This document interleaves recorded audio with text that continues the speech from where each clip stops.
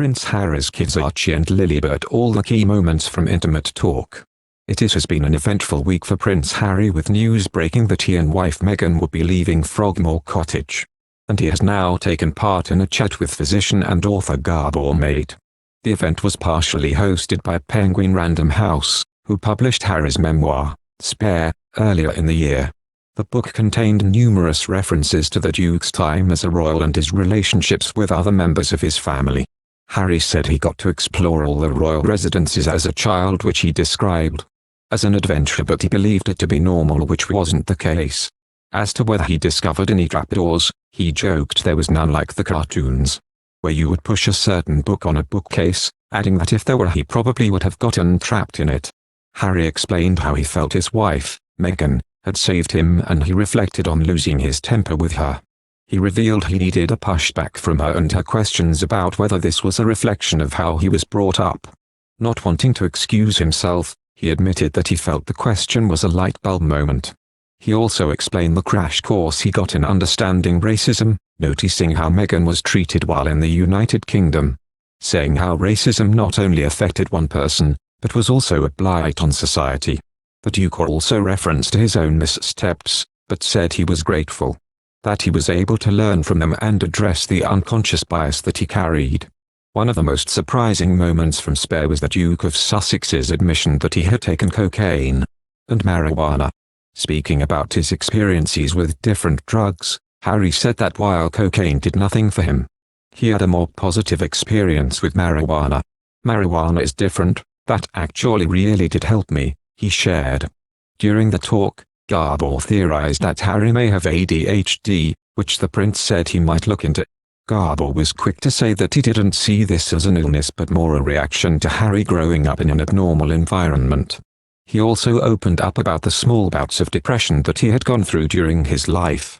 He admitted that he was grateful for the experience, as it allowed him to empathize with others who were going through similar feelings.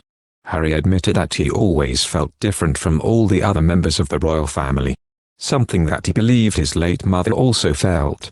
He explained how when he tried to broaden his horizons, he always got the message that he should instead return to the fold and do what was expected of him. He also reflected on breaking free and explained that it had felt great. He had previously given the impression that he was happy when this wasn't the case.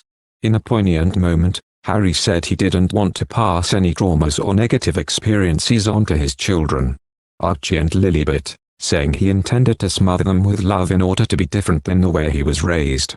Harry was asked about his parenting style when Gabor mentioned the lack of touching within the royal family, highlighting how the late Queen would greet than 5-year-old Prince Charles with a handshake whenever she returned from a royal tour instead of a hug.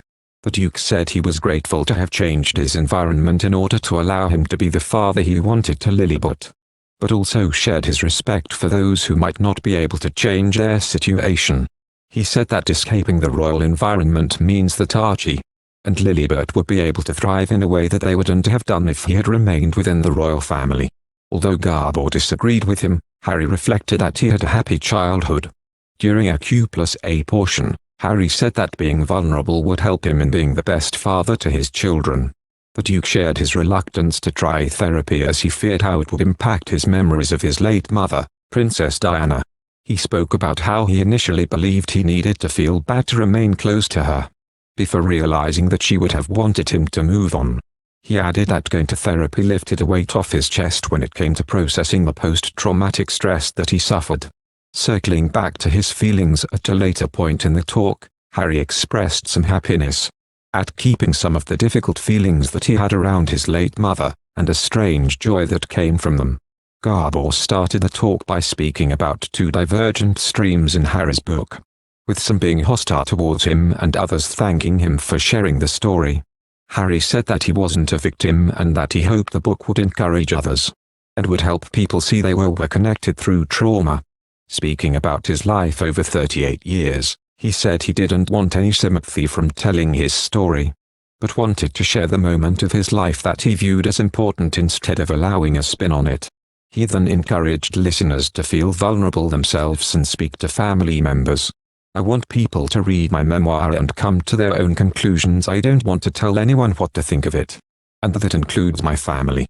This book and its truths are in many ways a continuation of my own mental health journey, he told. It's a raw account of my life, the good, the bad and everything in between. Thank you for watching. If you like our video, would you please help us like, share and subscribe our channel. Wish you happy to see our videos. Thank you very much.